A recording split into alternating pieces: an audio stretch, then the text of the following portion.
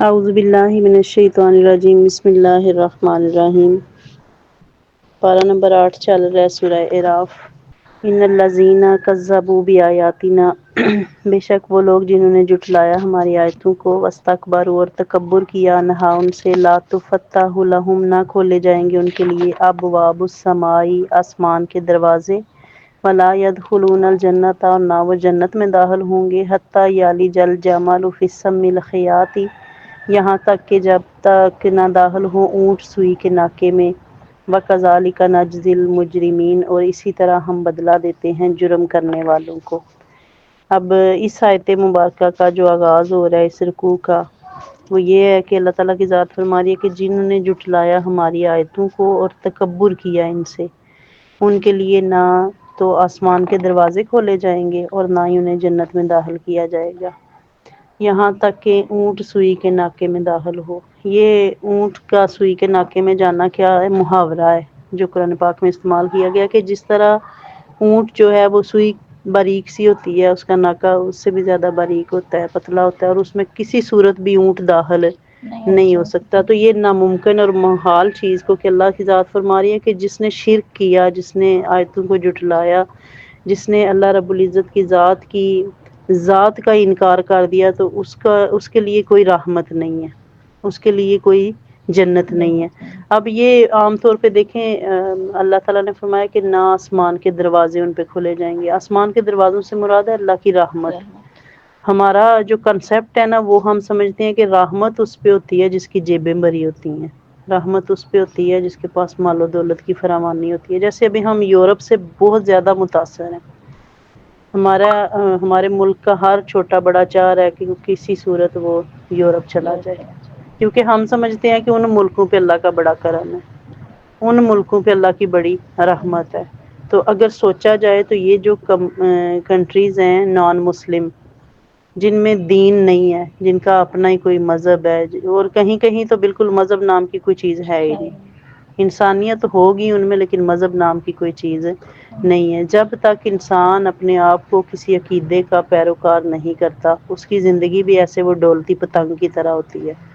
تو اللہ رب العزت کی ذات نے نبی پاک صلی اللہ علیہ وسلم کی بعثت کے ساتھ اعلان فرما دیا کہ ان الدین عند اللہ الاسلام، کہ اب اللہ کے نزدیک پہلے بڑے ادیان آئے، بڑے پیغمبر آئے، لیکن آخری چیز کیا اللہ تعالیٰ نے فرما دی کہ اب من یبتغی غیر الاسلام دینا فلن یقبل منہ، کہ جو اسلام کے علاوہ کوئی دین لے کے آئے گا تو اسے قبول نہیں کیا جائے گا۔ تو اسی سے ریلیٹڈ ایک موقع پہ اللہ نے فرمایا کہ جو یہودی یا نصرانی مر گیا تو اللہ کو اس کی پرواہ نہیں ہے، یعنی اللہ نے شرط رکھ دی کہ اب جو کلمہ طیبہ کا دامن پکڑ کے آئے گا جنت اس کے لیے۔ تو یہ جو اللہ کی رحمت ہے، یہ رحمت ایمان کی صورت میں ہے، یعنی ہمیں اس بات پہ شکر ادا کرنا چاہیے کہ اللہ تعالیٰ نے ہمیں بن مانگے دین کی دولت عطا فرمائی ہے۔ اب اللہ تعالیٰ نے فرما دیا کہ وہ نہ جنت میں داخل ہوں گے، نہ ان کے لیے آسمان سے کوئی رحمت آئے گی، اور ایسے ہی ہم مجرموں کو بدلہ دیتے ہیں۔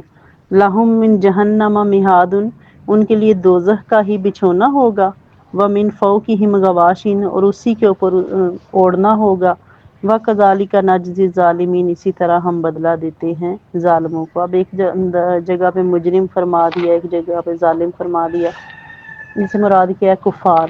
اللہ کیا فرما رہے ہیں کہ ان کے لیے دوزخ کا ہی بچھونا ہوگا اور دوزخ کا ہی اوڑھنا ہوگا، یعنی ہم دیکھیں اپنے آرام کے لیے آرام دہ بستر بچھاتے ہیں، اوپر اچھی قسم کے جو ہے مکمل لیتے ہیں، بچھونے اوڑھنے سارا بہترین بستر بنا کے سوتے ہیں، تو اللہ کیا فرما رہے ہیں کہ ان کے لیے آگ کا ہی وہ بچھونا ہوگا اور آگ کا ہی اوڑھنا ہوگا، اور اسی طرح ہم بدلہ دیتے ہیں ظالموں کو۔ والذین آمنوا، جو لوگ ایمان لائے، وعملوا الصالحات، اور انہوں نے نیک اعمال کیے، لا نکلف نفسا الا وسعها، ہم کسی بھی جان کو اس کی طاقت سے زیادہ تکلیف نہیں دیتے، اولئک اصحاب الجنت، یہ وہ جنتی ہیں، ہم فیہا خالدون، وہ اس میں ہمیشہ رہنے والے ہیں۔ اور دیکھیں اللہ کی ذات ہماری، اور جیسے ایمان جو لوگ لائے ہیں اور انہوں نے نیک اعمال کیے، تو ہمارا قانون کیا ہے کہ ہم کسی کو اس کی طاقت سے زیادہ تکلیف نہیں دیتے۔ تو یہ طاقت سے زیادہ تکلیف نہ دینے والا کلیہ کس ذات کا ہے؟ اللہ کا ہے۔ اللہ کسی کو بھی اس کی جتنی اس کے اندر کیپیسٹی ہوتی ہے اس سے زیادہ اللہ کبھی آزمائش میں نہیں ڈالتا۔ یعنی بعض اوقات ہم سمجھتے ہیں کہ ہم کسی انتہائی ایسی وہ ڈارک سچویشن میں پھنس گئے ہیں کہ وہاں سے نکلنے کا کوئی رستہ نہیں ہے، لیکن اسی ڈارکنیس میں میرا رب تاریکی کو ختم کر کے امید کی ایک کرن لے آتا ہے اور انسان کے لیے سبب ایسی جگہ سے، بشرطے کہ اس پہ توکل کرے، بشرطے کہ اس کی ذات کو وہ سمجھے کہ یہی ایک ذات ہے جو میرے غم اور دکھ جو اندھیرے ہیں ان کو ختم کر سکتی ہے۔ اس طرح اللہ تعالیٰ کی ذات اس کو وسعتیں عطا فرماتی ہے اور اس کی مدد فرماتی ہے۔ وَنَزَعْنَا مَا فِي صُدُورِهِمْ، اور ہم نکال لیں گے جو کچھ ان کے سینوں میں کینہ ہے، من غل، کینے سے، تجری بہتی ہوں گی، من تحتہم الانہار، ان کے نیچے سے نہریں۔ وقالوا الحمد للہ الذی، اور وہ کہیں گے کہ ساری تعریفیں اللہ کے لیے ہیں، ہدانا لہذا، جس نے ہمیں اس بہشت کی راہ دکھائی، وما کننا لنہتدی، اور ہم ہدایت یافتہ نہیں ہو سکتے تھے، لولا ان ہدانا اللہ، اگر اللہ ہمیں ہدایت نہ دیتا، اگر اللہ ہمیں ہدایت نہ دیتا تو ہم ہدایت یافتہ ہو ہی نہیں سکتے تھے۔ لقد جاءت رسول ربنا بالحق، بے شک آئے ہمارے رب کے رسول حق کے ساتھ، وَنُودُوا، اور آواز دی جائے گی ان خوش نصیبوں کو، ان تلکم الجنۃ، کہ یہی وہ جنت ہے، اورثتموہا، جس کا وارث بنایا گیا ہے تمہیں، بما کنتم تعملون، اس وجہ سے کہ تم جو اعمال کیا کرتے تھے۔ اور اللہ کی ذات کیا فرما رہی ہے؟ ہم نکال لیں گے جو کچھ ان کے سینوں میں کینہ ہے۔ اب یہ مومنوں کے سینے میں کینہ ہونے سے مراد کیا ہے کہ بعض اوقات ہماری زندگی میں ایسے معاملات آ جاتے ہیں کہ ہم کسی کو معاف تو کر دیتے ہیں لیکن ہمارے دل سے اس بات کا رنج اور غم ختم نہیں ہوتا۔ وہ کیا بن جاتا ہے؟ کینہ بن جاتا ہے۔ کینہ اس رنجش کو کہتے ہیں جو بندہ ظاہر بھی نہیں کرتا، بظاہر وہ بندہ ٹھیک چل رہا ہوتا ہے لیکن اس کے دل سے وہ بات نہیں نکلتی، اور یہ انسانی سرشت ہے، یہ اس چیز پہ بندے کا اختیار نہیں۔ دیکھیں اللہ نے، اسی لیے اللہ جانتا ہے نا اپنے بندے کو اور بہتر جانتا ہے، اس لیے اس نے فرما دیا کہ جو اس کے دل میں کینہ، اب جنت میں کوئی بغض حسد کینے کے ساتھ جائے گا نہیں، اس لیے اللہ کیا فرما رہا ہے کہ پہلے مومنوں کے دلوں سے وہ کینہ ختم کیا جائے گا۔ یعنی اللہ اپنے سامنے کھڑا کر کے، وہ دو بندے جو دنیا میں ایک دوسرے کو معاف نہیں کر سکے، اللہ ان کو آمنے سامنے کھڑا کر کے کہے گا کہ اب چلو میری رضا کے لیے ایک دوسرے کو معاف کر دو۔ تو یہ ہو نہیں سکتا کہ اللہ فرمائے اپنے سامنے کھڑا کر کے اور بندہ کہے کہ میں اب بھی نہیں مانتا، پھر رب کی رضا پہ یہاں نہ بھی مانے تو وہاں جا کے سارے جھکانا ہی پڑے گا۔ پھر اللہ کیا فرما رہا ہے کہ جب وہ کینے اور حسد بغض سے پاک ہو جائیں گے پھر ان کو ایسی جگہوں پہ بسایا جائے گا جہاں نہریں بہہ رہی ہوں گی، اور پھر وہ کیا کہیں گے کہ ساری تعریفیں کس کے لیے ہیں؟ اللہ کے لیے ہیں۔ اگر اللہ نہ چاہے تو انسان جنتوں کا مالک نہیں بن سکتا، اور اگر وہ نہ چاہتا تو ہم ہدایت نہیں پا سکتے تھے۔ بے شک اس کے رسول آئے ہمارے پاس حق کے ساتھ، یعنی یہ ساری وہ باتیں ہیں پھر جو انسان جنت میں بیٹھ کے کرے گا کہ ہم دیکھ دنیا میں کیا کیا کرتے پھر رہے تھے، لیکن اللہ کی ذات ہے نا جس نے ہمارے لیے ہدایت کی راہیں آسان فرمائی۔ پھر ان کو آواز دی جائے گی کیا خوش نصیبو، یہ وہ جنت ہے جس کا تمہیں وارث بنایا گیا، کس وجہ سے؟ تمہارے اعمال کی وجہ سے۔ اب یہاں یہ چیز مینشن کر دی گئی ہے نا کہ اعمال صالحہ کے بغیر تم جنت کا تصور نہیں کر سکتے۔ وَنَادَىٰ أَصْحَابُ الْجَنَّةِ، اور آواز دیں گے جنتی اصحاب النار، دوزخیوں کو، ان قد وجدنا ما وعدنا ربنا حقا، کہ بے شک ہم نے پا لیا جو وعدہ فرمایا تھا ہمارے رب کے ساتھ، رب نے سچا۔ فَهَلْ وَجَدتُّمْ، تو کیا تم نے بھی پایا، ما وعدہ ربکم، جو تمہارے رب نے تمہارے ساتھ وعدہ کیا تھا، حق کا سچا پایا؟ قالوا، وہ کہیں گے نام ہاں۔ فَأَذَّنَ مُؤَذِّنٌ، پھر اعلان کرے گا ایک اعلان کرنے والا، بینہم، ان کے درمیان، اللعنۃ اللہ علی الظالمین، کہ اللہ کی لعنت ہو ظالموں پر۔ اب یہ دیکھیں جنتی جنت اور دوزخ کا فاصلہ جو ہے وہ قرآن حکیم کی روح سے ساتھ ساتھ ہی ہے، یعنی صرف ایک وہ دیوار کا یا آڑ کا فرق آپ کہہ لیں، لیکن جو جنت ہے اس کی جنتی خوشبو 1000 سال کی مسافت سے پا لے گا، اور جو دوزخ ہے اس کا جنتی کو کسی قسم کا مطلب تکلیف نہیں ہوگی۔ حالانکہ دیکھیں کسی جگہ پہ آگ ہو تو اس کا سیک بھی آتا ہے، لیکن اللہ نے جنتی کے لیے ایسا مقام بنا دیا کہ وہ جنت کی خوشبو تو دور سے پا لے گا، لیکن دوزخ کا پتہ نہیں اسے چلے گا، اسے صرف دوزخیوں کی آوازیں آئیں گی، اور پھر وہ انہیں پکار کے پوچھے گا کہ دیکھو ہم نے، ہمارے رب نے ہمارے ساتھ جو وعدہ کیا تھا ہم نے اس کو سچا پایا ہے، تو کیا تم نے بھی سچا پایا ہے؟ پھر ایک وہ مؤذن پکارے گا وہاں پہ، پکارنے والا، اور کہے گا کہ اللہ کی لعنت کس پہ ہے؟ ظالم پہ۔ اب ظالم انسان کا بھی اپنا ہی ایک کہہ لیں کھاتا ہے کہ اس پہ دنیا میں ہر کوئی لعنت کرتا پھرتا ہے، اور آخرت میں اللہ کی لعنت ہوگی اس کے اوپر۔ اس لیے انسان کو چاہیے کہ وہ کچھ بھی بن جائے ظالم نہ بنے، کسی کے حق میں بھی، کسی کے حق میں بھی اگر بندہ ظلم کرتا ہے تو اس کا بدلہ دنیا میں بھی پا لیتا ہے اور آخرت میں بھی۔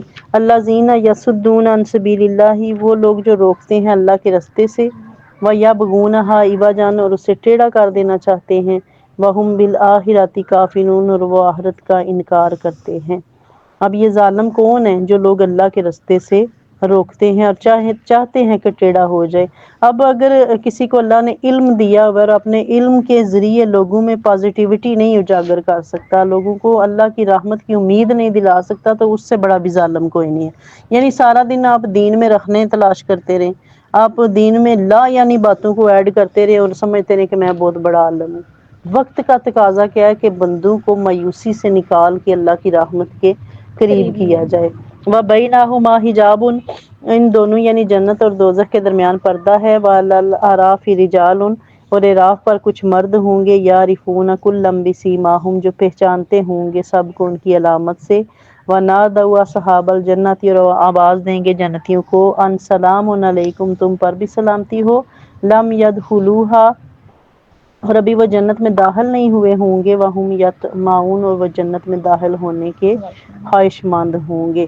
اب یہ ابھی میں بات کر رہی تھی کہ جنت اور دوزخ کے درمیان کیا ہے؟ پردہ ہے، اور اعراف پر کچھ مرد ہوں گے جو پہچانتے ہوں گے ان سب کو۔ اب اعراف کے بارے میں کہا جاتا ہے بلند جگہ، یعنی جو جنت اور دوزخ کے درمیان میں ہے۔ بعض اوقات جب ہم بچپن میں ہوتے تھے تو کسی کسی عالم سے سنتے ہوتے تھے کہ اعراف ایسی جگہ ہے جہاں پہ وہ لوگ ہوں گے جن کی نیکیاں اور برائیاں برابر ہو جائیں گی، تو پھر ان کو وہ درمیان والا مقام جو ہے وہ دیا جائے گا۔ تو اعراف ویسے کہتے ہیں بلند جگہ کو، بالا خانے کو۔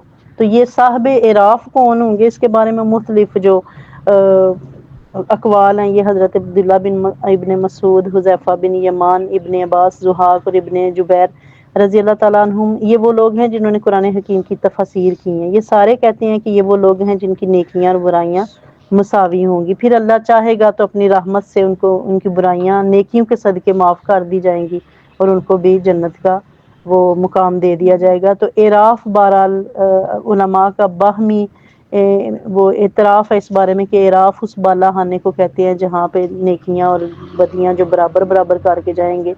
وہ بعض اوقات ایسے ہوتا ہے کہ بندہ اچھا کام کر رہا ہوتا ہے، ساتھ ساتھ ایک برا بھی کر رہا ہوتا ہے، تو یہ پھر اللہ کے میزان ہے، وہ چاہے تو کبھی وہ اس کا وہ جب نیتیں تولنے کا حکم ہو تو کوئی ایک نیت حاوی ہو جائے اور وہ اس کے صدقے اس کے گناہ معاف فرما دے، اور اس بلند مقام پر ٹھہرایا جائے گا تاکہ اہل محشر ان کی عظمت شان اپنی آنکھوں سے دیکھیں گے۔